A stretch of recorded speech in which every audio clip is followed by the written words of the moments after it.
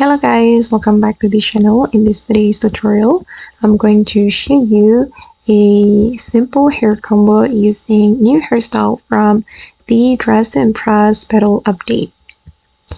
Okay, let's get into it guys. First of all, we need to go to the hair selection area, and then I'm going to use this new hairstyle from Petal update. Okay, this one and also this one. And then I'm going to go to the updo category and choose this hairstyle. Okay, now it's time to color it according to our outfit color.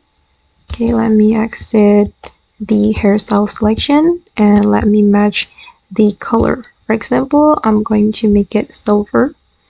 So I'm just going to choose this silver color. Okay, I'm just going to make them have the same color.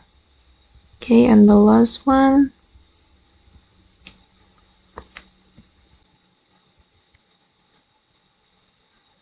Alright, and this is the final result. As you can see, it's really beautiful, right? Okay guys, and that's all the tutorial for today. I hope this video will be useful for you. Thank you so much for watching, and bye!